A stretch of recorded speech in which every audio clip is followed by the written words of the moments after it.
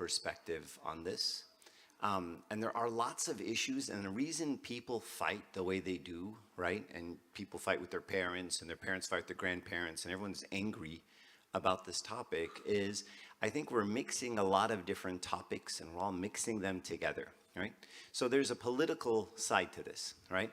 There's politicians doing things, passing laws. That's what politicians do, right? So there's gay marriage, there's gay adoption, there's sex change operations, there's hormonal treatments to teenagers and to pre-puberty, puberty blockers. So there's this whole political side to this thing, okay? And that's politics. And I don't really want to get into that because I'm wearing black and this is a church. And then there's another side to this. There's the education side to this, right? And now this is, I believe, what everybody was protesting, the curriculum, what they're teaching children, when they teach the children, how old the children are, how it's presented, which teachers get to say it, can you opt out, okay? And this, to me, is a parental issue, right? I have 3 kids. They went through public schools. They went through the system. They're all fine. I sat through a parent presentation where they told me what they're going to teach, okay? And, just a funny story, week 7, I think, is health class, right? This is 8th graders. And week 7 was the week where they taught all about all the things, okay? And then they said, California state law says if your kid doesn't show up for week 7, we fail them, right? So the parents couldn't even opt out of okay, it's week 7, I'll pull my kid out week 7. No, if your kid doesn't show up for week 7, we fail them, right? And of course the parents got hot, right? Really, they all got pissed off and everyone's screaming. And then the teachers said, you know what, that's the state of California. We don't enforce that rule here. Okay, so the teachers were bypassing it, right? But what I mean to say is that's a parental issue, right? And as a parent, it is your right, your duty to get involved in your kids' education. You want to go to a school board meeting, you want to go to a PTA meeting, you want to go to the curriculum meeting, go. You want to protest, go, okay? Now I'm going to talk about a different topic, which is the spiritual topic. You look like someone I know, but you're not the person I know. You're not, no, okay. I know her, I knew someone that looked like her 20 years ago, and like, whoa, okay.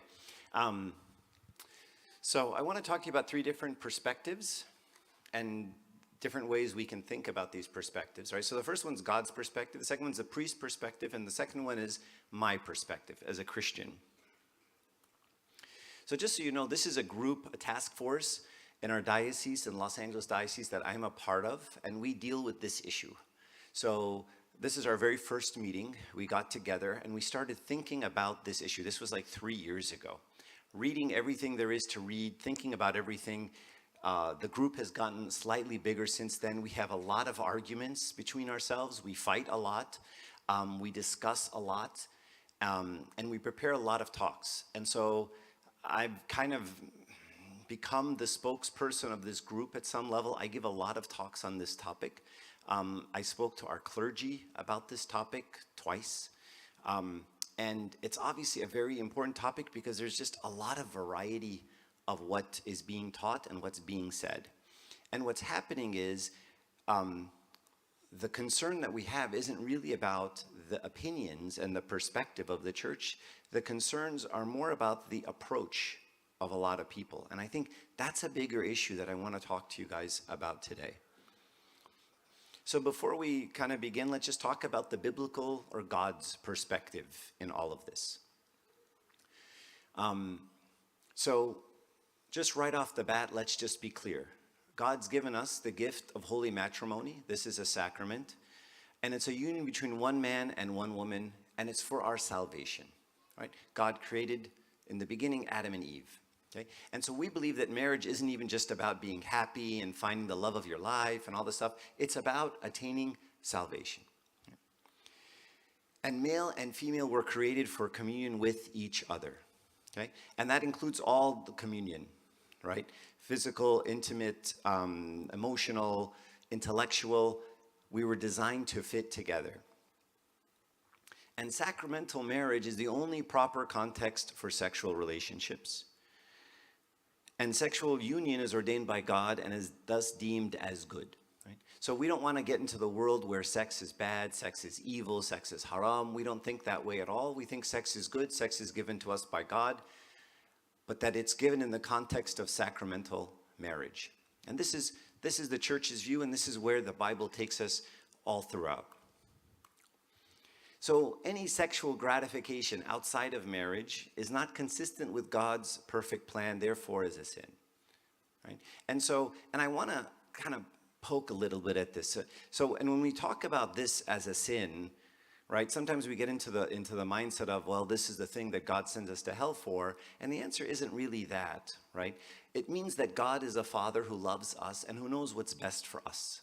Okay? So when my 6-year-old son says, "Hey, Dad, can I drink a whole 2-liter bottle of Pepsi?" You're like, it's not good for you, right? It's full of chemicals. It's probably going to give you cancer. It's full of sugar.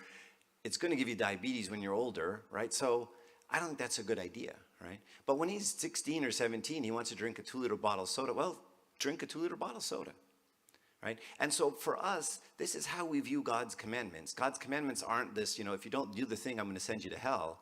God's commandments are, look, I love you, I understand you, I created you, and I know what's best for you.